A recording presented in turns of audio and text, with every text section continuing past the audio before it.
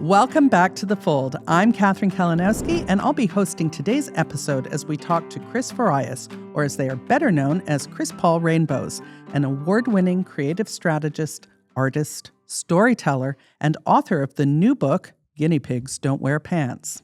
Welcome to The Fold, Chris. Thank you so much for having me. I'm so excited to be here. I'm very excited to be having this conversation with you today. Our paths have crossed a number of times over the years in a number of different sorts of ways.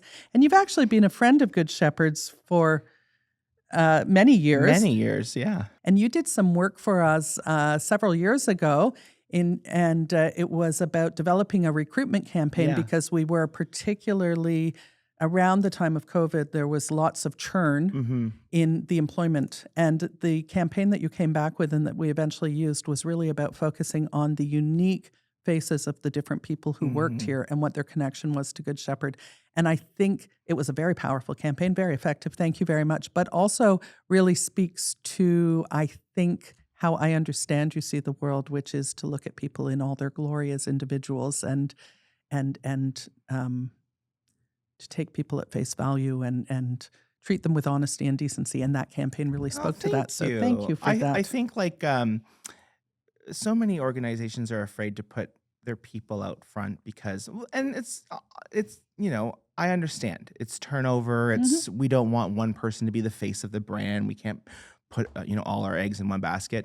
But people do business or charity or volunteer with other people. They don't do them with businesses. And I think that with the organizations that I have worked with who have put their people out there, it builds empathy with your organization because you can see the faces. It's not just, an ivory tower or this building. It's someone, an actual person is doing the work. Yeah. And, especially in a place like Hamilton where it's a big city, but it's a small town. I think it's so important to see the people who are doing that work.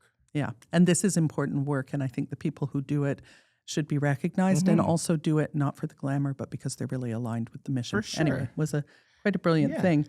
You describe yourself as someone who turns big ideas into unforgettable moments. Do I say that? You did say that because I have quotes around it. I wonder where that instinct first showed up in your life. Where did that instinct show up? Well, I think it was, just being a creative person, having to be a creative person, having to think on my feet. When you are a marginalized person, even in my case as someone, the little queer kid, you have to be equipped with being creative so that you can get out of situations, get into situations, stand out or not stand out, mask and not mask. So I think it's always been there. And, I think it also comes from being raised by not my mother per se. She's not that creative. She's great. My mother is my biggest supporter and I love her very much. I know she's watching this. But my father is one of the most creative people I have ever met in my entire life. And, hardworking, car industry, worked on the line. But when he came home, he would, imagination was paramount and we would create and play. And even though we didn't have a lot of money, he would take what we had. I remember him taking the back of cereal boxes and cutting them out and then taking my mother's makeup and doing these most beautiful, almost like oil pastels on the back of them because that's what we had and teaching me how to do that. So I just think, it's always been in me to have to be on my feet and be creative. I would just like to say I'd be unhappy that you'd messed with my lipstick, but it's a beautiful story. So was there a moment when you realized that creativity and identity weren't separate things for you, that this really was who? As you think about growing up and becoming an adult, was there a moment when you went, I'm this force of creativity? I think like I said before, I think it's almost instinctual. It's partially raised, how I was raised, but also just I think some people are born athletic, some people are born creative and artistic, and I think I was just lucky to for that to happen. But I think the moment, and it wasn't as an adult, it was as a kid, I'm really good at cutting paper and doing art with paper. So if you gave me a blank piece of 8.5 by 11 and you named an animal, I could do the perfect cut of the animal in one cut. That's my trick. I can do it in one. The scissors don't leave the paper. So in grade 3, I remember we were doing paper cutouts and illustration. I remember my teacher, Mrs. Robinette, came to my desk, and I remember the look on her face when she saw what I had done. It was like she was amazed by what I had done, and she took it and she put it up onto the wall, and she asked everybody to look at it. And I just remember going, "Oh, this is special. Like, what I have something." And it's, and I think that's why it's so important to recognize that in children early on, those special, and it could be anything. It doesn't have to be cutting out paper, obviously, but recognizing that and building confidence in kids. But I think, that's probably where like the first time I remember going, okay, there's something here, something special. I don't want to say I'm special, but I think my whole book, we'll get to my book, I'm sure. My whole book is about everyone's special in their own way. So I think that's when Well, it is a beautiful segue, because what occurs to me in you recounting that is that there should be a moment in everyone's life, hopefully in a child's life, where they're really seen. Yes. And what's unique about them and what talent they bring to the world is seen and celebrated. And unfortunately, that doesn't always happen or happen often enough for kids. I think I always think of it as like, not every door is for you to go through. And I think that a very good parent or teacher or guardian or whatever can help you recognize the doors that are for you and the doors that aren't for you. And that it's okay that a door isn't for you. Like the math door was not for me. The science door, the sports door was definitely, I didn't want to go into that room. But my teachers, so many wonderful teachers, and my parents going, I think this is your door, Chris. I think you should go through that door. Not forcing you through, but just encouraging you. You know what? I think this one's for you. I think it's so important for kids to have those mentors in their life and to be seen, like you said. Yeah. So your new book, yes, we're getting there now, is called Guinea Pigs Don't Wear Pants. And it's playful on the surface, but clearly there are some deeper themes in this book. What truths were you most determined to tell through this colorful, sweet story? What truths did I most want to tell through this? I wanted to, the first thing is I wanted representation. That's my goal every day, is to wake up and be the best representation I can be to a 5, 6, 7-year-old me. If 5, 6, 7-year-old me was watching me, would I be a good representation for them? That's my goal.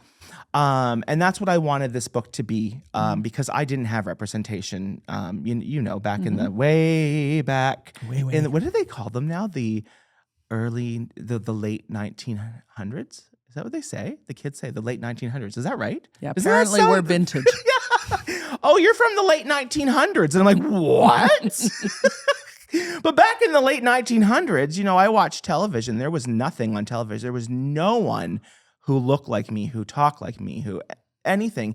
In terms of trans and non-binary, there was no one. When it came to queer representation, gay representation, or lesbian, they were either a very special television episode, that it was like, it's a special one tonight where we have to talk about lesbians, or it was the butt of a joke, right? It was always the gay person was always the butt of the joke, and that's not what kids need.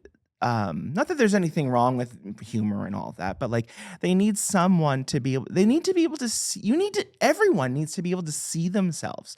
Whether you're a girl looking at, the first, that hasn't happened. I was going to say first president of the United States, or there was a prime minister, wasn't there? Kim Campbell.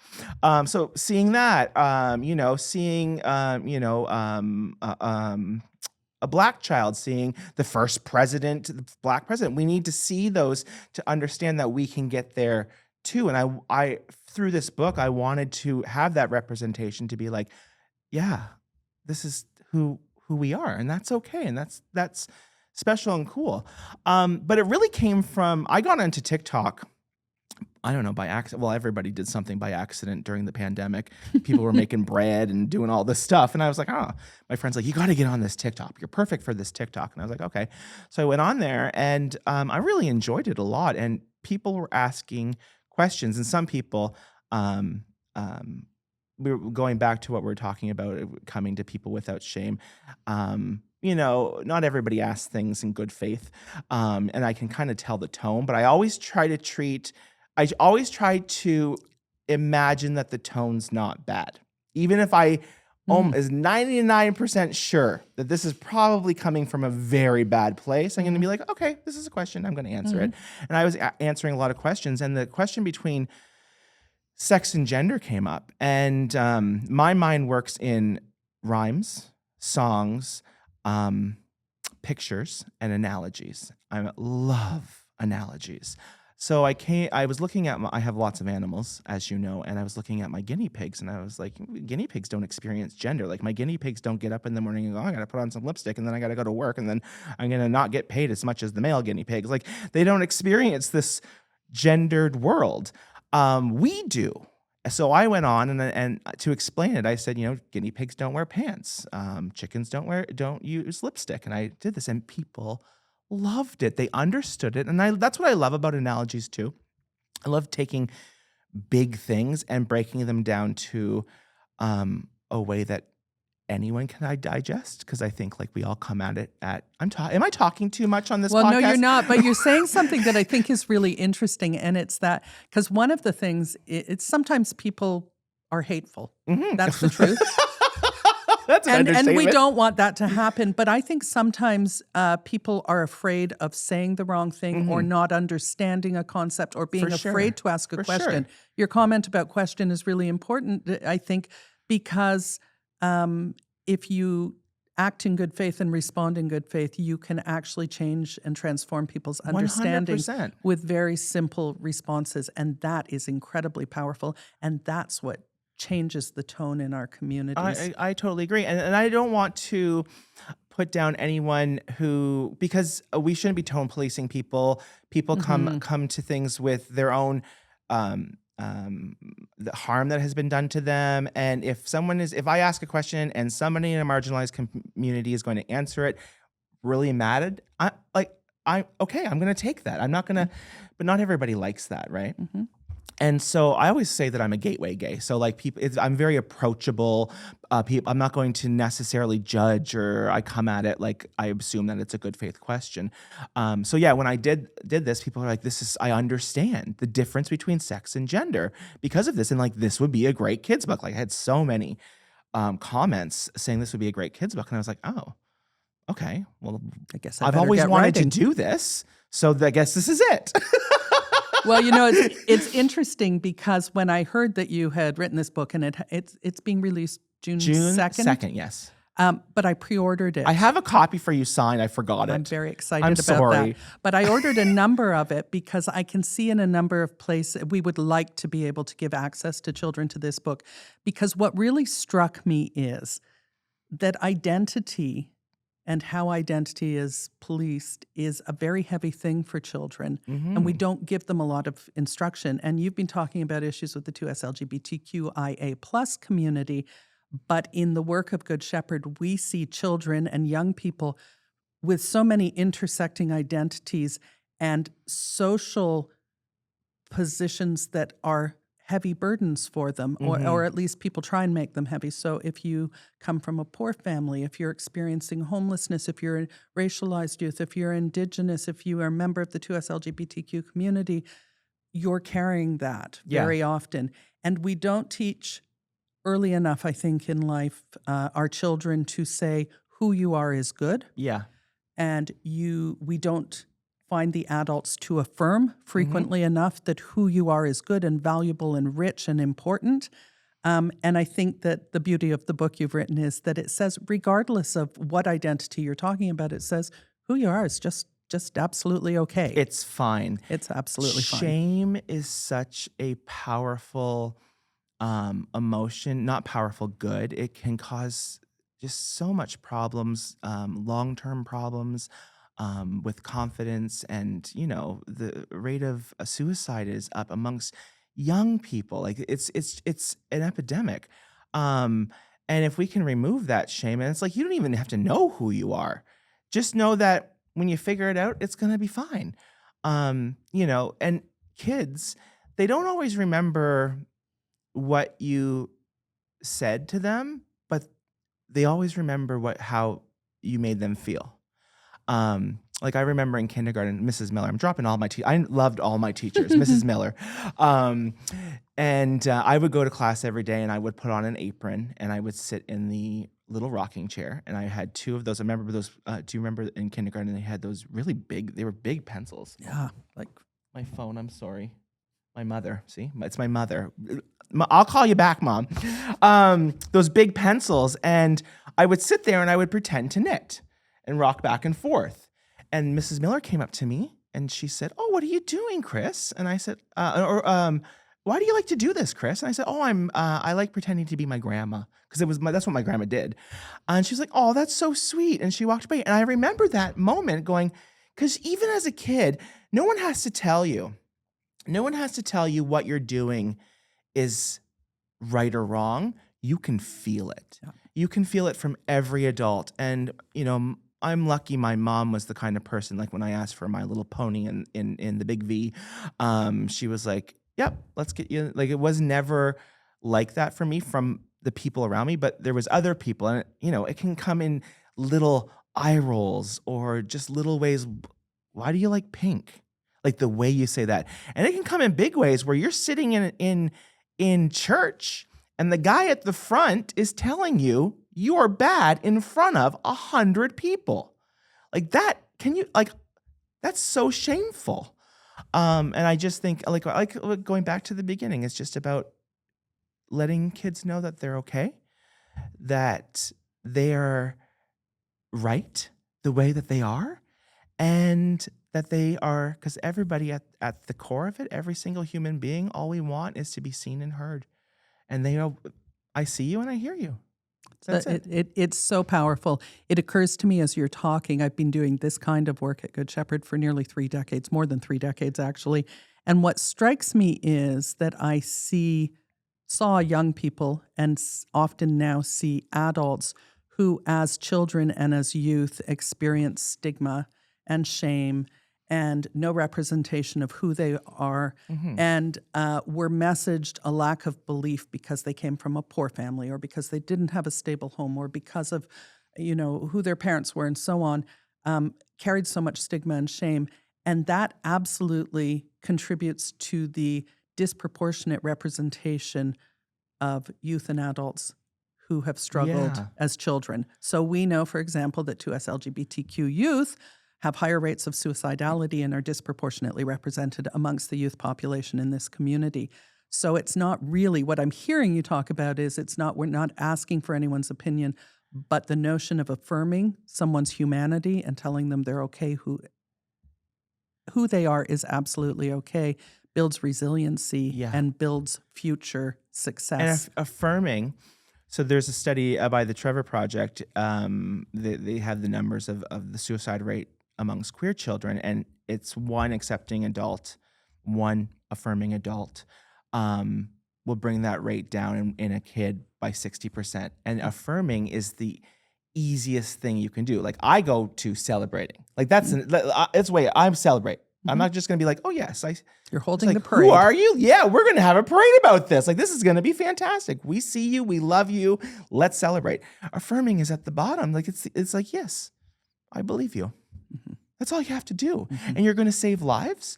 So every time I do a talk, I put those stats up there, and I always say to the audience, I say, we're going to say, who wants to save lives? Who's going to be that accepting, affirming adult? And everybody raises their hand because it's so easy. Well, and that's an interesting point because we live in a time that is very fraught and where we're seeing a resurgence or a surge of negativity and really kind of damaging rhetoric. And to suggest to someone who says it's too big and I don't know, I can't swim upstream and there's nothing I can do. Yeah. There's something you can do. It doesn't matter. Look at the person next to you and see them and affirm Yeah. at the base level. I Yeah. hear you say that you belong and that you're okay and that I see you is a powerful tool of social change. Totally. Actually. And I love the message in the book, and I love the message that everybody can be part of creating a positive change in their community. Because in a time when everything seems very, very dark, Yeah. and the forces of negativity seem to be taking over, to really center kids and youth and adults in the notion that they can elect to be a powerful force of good Yeah. for one person, for two people is incredible. And guinea pigs don't wear pants really teaches us that. Thank you very much. It really, really does. I hope so. It makes me think about you approach very serious topics and heavy ideas with quite a bit of humor. What do you think about humor? Is it a bridge? Is it a shield? Is it a truth-telling tool? Is it all of those things? How do you use humor? Why is it important? Oh, that's a really good question. I think it's a multi-pronged. I think obviously it's a shield. It's to first of all, my family is not only like I think you have to be a little bit funny when you're creative. My family is a very funny family. Even like my niece who's 5, she just did a prank for April Fool's Day on her dad, and she woke up at 3 a.m. to wake her mom up and be like, "Okay, can we do it now?" And she's already planning for next year April Fool's. Like my family is like funny. But I also think it was, if you're not the prettiest, if you're not the strongest, if you're not the smartest, you better be funny. You better be funny to protect yourself, right? You had to, I could wit my way out of most situations and make the kids laugh instead of like having to fight them. So I think it's a bunch of things. I also think it's a coping. Well, at least my therapist has said it's a coping mechanism. I paid a lot of money for him to tell me what I already know. But I think there's ways. So what I'm trying to do, and I think what a lot of people, and especially like people in your industry, we're trying to get to people's hearts, and to, I guess, change hearts, build empathy. And I think there's different ways to get to someone's heart, right? There's obviously the physical, there's the mental, there's emotional. And I think that through comedy, through humor, you can get to somebody's heart. If you can diffuse a situation, you can make them laugh about themselves. And then we can talk about the actual issue, but you have to find a way, because that's what we guard the most, right? Like, don't hurt my heart, don't break my heart. So how do I get there? And I use humor to do that. And very effectively. Thank you. I think you're right, though. It's a shield and it's a defense mechanism, but it's also a door, one of those doors It's go a door. through. Come and laugh with me, and then we'll have a serious conversation. It's beautiful. We're in a moment, I referenced this a few minutes ago, where identity and expression and visibility are really politicized. How do you stay grounded in all that noise? What's your prescription for not getting consumed by the negativity and the finger pointing and the othering that goes on? Well, I'm highly medicated, so that helps. I'm on an SSRI, so I wake up every morning going, "Hello." So good self-care. Good self-care. I think it's. Oh, this is going to sound so self-serving, but I'm just going to say it. It's when I get the messages from moms. It's usually moms saying, "Thank you. I didn't know that. And now I'm going to cry. I'm going to have a better relationship now because of what you've taught me." I'm so lucky to get so much of that. I get in person sometimes when I do a talk, there's a lineup of, I hate saying it, but it's always moms, and they're just wanting to hug me and thank me. And so that, it's never fails. Just when I think that I can't do this anymore, because I get so much hate and it's vile. I cannot believe, we can even think about 5 years ago, and yeah, there was hate, but it was always troll accounts, faceless accounts.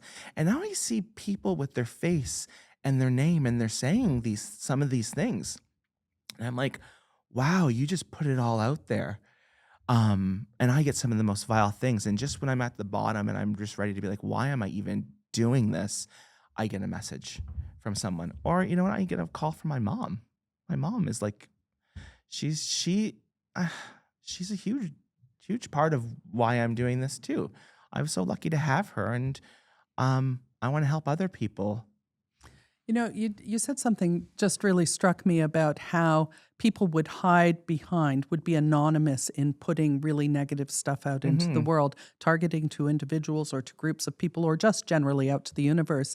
And that there seems to be uh, change in that people feel empowered to do Yes. so with their name and identity revealed. And I think there's an object lesson in there. And I think, again, your book and the work that you're doing really speaks to that. We need to be equally brash about speaking about change and transformation and positivity and validating the diversity of the world and Hmm. building inclusion and equity with our names and our faces attached. I think it's really powerful that people who might not have had voice or felt that they should take a stand in the past are beginning to stand up and say yes.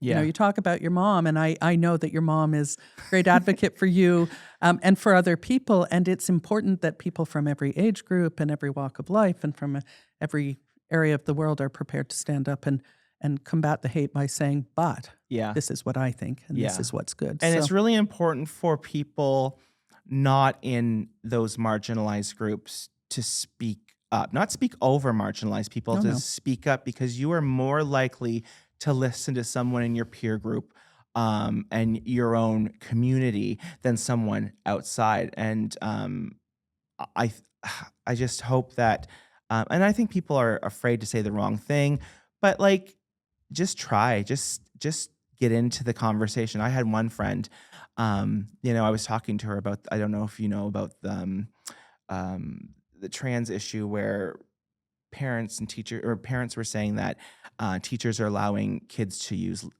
litter boxes in the school and pretend to be cats, and that was completely debunked. It was they have cat litter in the school just in case a kid throws up. I think they used to use sawdust, but cat litter. And probably somebody saw it and started this whole thing. And my friend called me, who is a white, straight, cis woman with 2 kids. And she said she was at a party with all her friends who were probably all white, straight, cis people. Somebody brought that up and she said, "Where did you hear that from?" And the person said, "Oh, my friend's cousin." And she kept questioning, okay, where would they get that from? And she just kept questioning until she educated them, going, "This isn't right." And she educated that whole room. And that's what needs to happen. All these little conversations need to happen in your own community to stop this. You can't just, "Oh, I don't really want to stir the pot. It's Thanksgiving." And no, people are dying because of this. So it's time to start talking to the people. And we see this replicated. We see it with myths and misconceptions about Mm. people who are homeless, about people who use substances, about youth who are not well connected into their family or their community, all kinds of people, different groups of people, newcomers, notions about newcomers. Yeah. And it takes people to stand up and refute. You don't have to yell or stomp your feet, but you need to Yeah. speak the truth and demand the truth and be vigorous in The it. newcomer thing is so horrible right now. I was just literally this morning. I don't know where this stuff comes from because I don't follow any of this stuff, and it pops up on my um, Facebook, and it was about the census, and it was so racist what people were saying in the comments about filling out the census, and and I was just like, you have to know though when is a good time to be safe, and safety first always, no matter what. Absolutely. Absolutely. But like, yeah, I always, if someone says something, speaking about people experiencing homelessness, um, sometimes it's just if you would just not say it that way, your message would be good. And I try to and I send DMs to people. "Hey, I really liked what you said. We don't actually call it that. We say this. I always ask, are you open to some feedback Mm-hmm. first? And then and nobody ever is mad at me. I don't shame them publicly going, you shouldn't say it like it unless I absolutely can't stand you and you're a big platform person. If you're just a regular person, I'm going to send you a DM going, hey, we don't say that. We don't say crackhead anymore. We don't say that stuff. And most people are like, thank you so much. I will mental note. Yeah, and it speaks to, circling back again to the notion, social media is very powerful, and the platforms can be excellent in driving public education and good exchange of ideas. But there's also a downside, and the difference sometimes in the nature of the conversation you have sitting across from someone looking in their eye. We need lots of that if we're going to create change, or to sit with a group of children and read them a beautiful book. 100%. Empathy is built by being able to see how my words affect you in your face. And we're losing that. Like, when I was a kid, there was no social media. And if you were mean to somebody, you were mean to them in your face, and you could see what that did to them. And now you can just do it over text or Twitter or whatever people are using. And then you have no understanding of the consequences of what your words did to someone. And I hope that we can have more, I hope that we stop building these silos of groups of people, and we can be more of a community, and we can have these conversations face to face so that we can build our empathy muscles, because we are very weak right now. And we need to start the conversations much earlier. We need to remember how wise we were as small children and how wise and all-knowing and all-seeing children are now, and give them narratives and affirmation to understand the world in a more positive way. I always say every problem to life, big or small, the answer can be found in a kid's book. You can find that answer somewhere. That's not a bad slogan for a guy who's writing kids' books. Right? Find it in mine. Speaking of which, where can we find your book? You can find my book at guineapigsdon'twearpants.com. I think my husband just bought piggymobile.com because I bought a new car that is going to be wrapped as the Piggymobile. So that'll direct you to the site. And then Chris Paul Rainbows everywhere you want to be.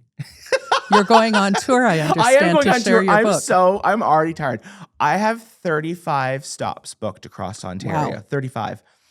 Which apparently is a lot. I didn't think, because my publisher was like, how many do you want? I was like, fill it up. I want the whole summer full. And she's like, okay. And she's 35. And Jared's like, 35 stops? And I'm like, yeah, that's okay. So I'm doing everything from like small little bookshops, independent bookshops, to I'm in Windsor Pride Parade, to I think every Indigo across Ontario in chapters. And I'm so excited. The only thing I'm worried about is my diabetes and me passing out from being too hungry. But my husband said I probably will be fine because I like eating. So I'll find food. We'll send you some snacks. Carry them in your pockets. That's fabulous. So Chris Paul Rainbow coming to a bookstore near you this summer.